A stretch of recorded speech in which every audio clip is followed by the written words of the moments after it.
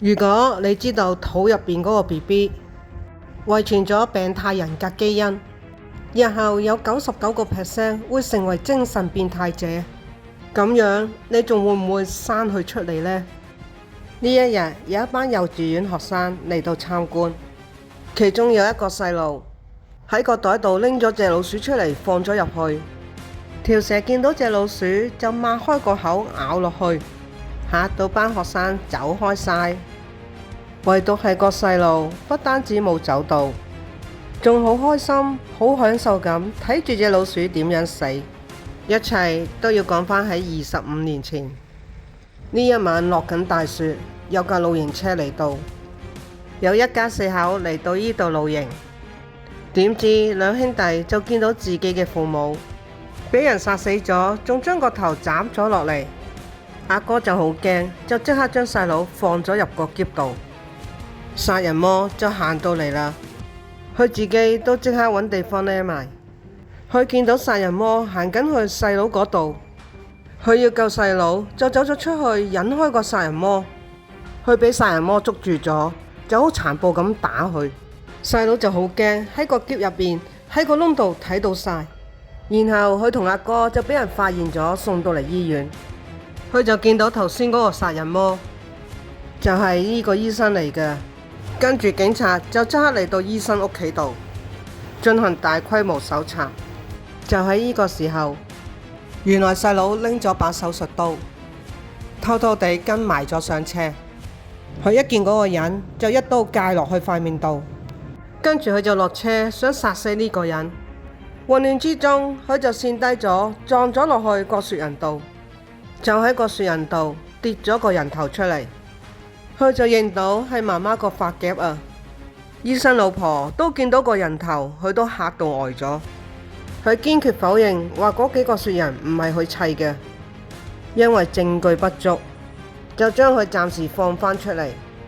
但係佢老婆就話堆雪人係佢砌出嚟嘅，就話喺今朝早5點鐘，佢瞓得唔好就起身落咗樓，就見到佢老公喺度砌緊堆雪人。於是佢就即刻影低留為紀念，就係呢張相成為咗證據。原來一直以嚟斬人頭殺人魔，竟然就係自己個老公韓書盡。時間又再過咗5年，嗰個細路就10歲啦。媽媽再結婚，佢就有個新家庭，有後父同細佬妹。佢將後父養嘅金魚毒死，就叫佢細佬唔准講出嚟。之後就抱咗隻狗出去，跟住後父放工返嚟，見到成缸魚死晒，唔見隻狗就出去揾，不過揾到已經死咗啦。後父一返到嚟就不停咁打佢。第二日佢就同細佬講話出去睇狗仔，佢就預先掘好個窿，將細佬推咗落去，就拎起個鏟將泥鏟落個窿度。突然就有個女人出現，將佢推開，就去個窿度將細佬拉返上嚟，跟住就撲上去鏈住佢條頸，就對住佢講：你真係一隻怪物，當初就唔應該將你生落嚟。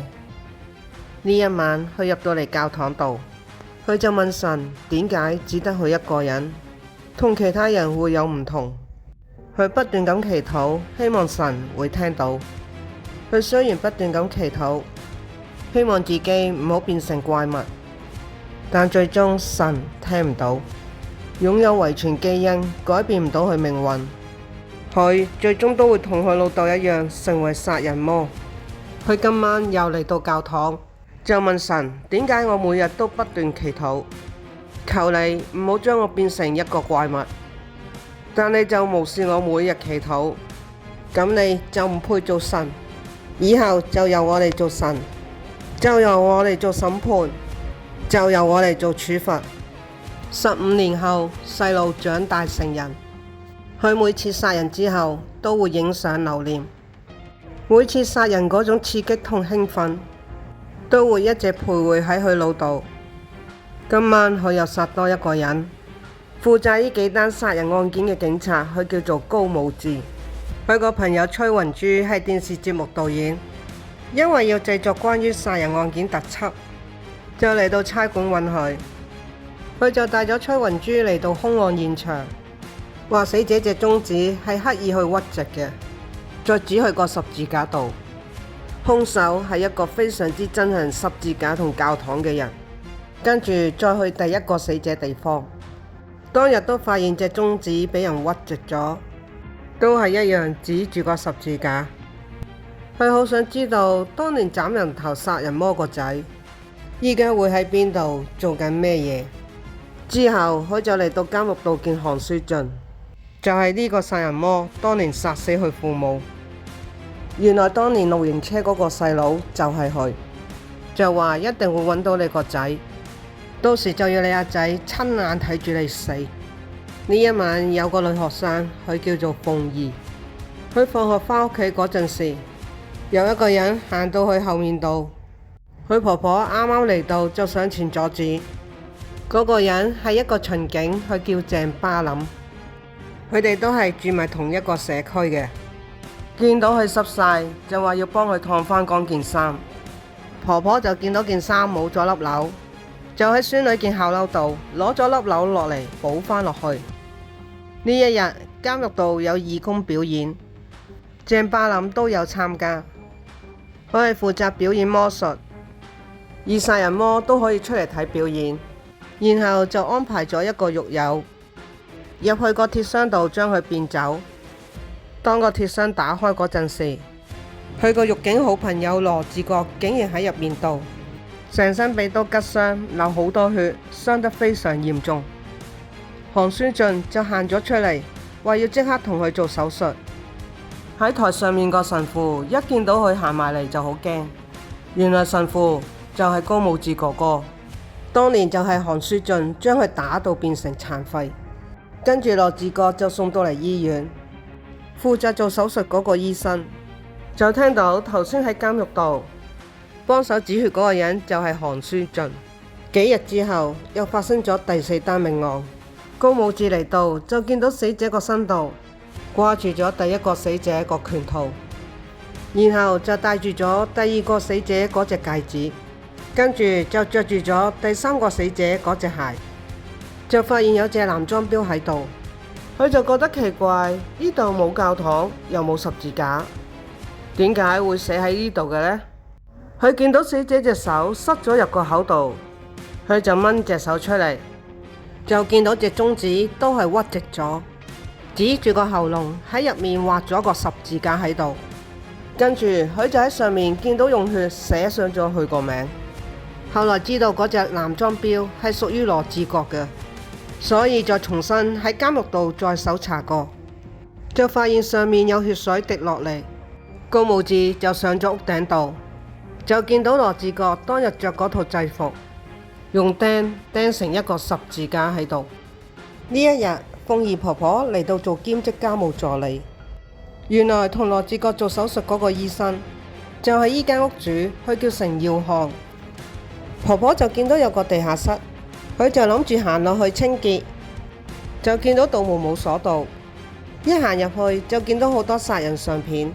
成耀漢揸緊車嗰陣時，突然醒起地下室道門冇上到鎖，返到嚟就發現唔見咗一張相，佢就即刻追去揾婆婆。同一時間謝巴林都收到婆婆留言，佢講到去婆婆已經死咗啦。突然佢見到有個人喺度，佢就即刻追出去，就俾架車撞到，送到嚟醫院，佢冇事。成耀漢就嚟到病房度，佢入嚟係想殺死謝巴林。突然鳳儀就衝咗入嚟，就問佢婆婆係點樣死。成耀漢就只好離開。到咗第二日，成耀漢就嚟到病房，知道佢已經出咗院，就揾到佢住喺邊度，咁就去咗揾佢，見到神父喺度就走咗。呢一日博士突然出現，揾到媽媽，跟住就打俾成耀漢話要見面。當晚佢就嚟到遊樂場，佢戴咗手套之後就爬上鐵閘入咗去，而博士就坐喺摩天輪度等佢。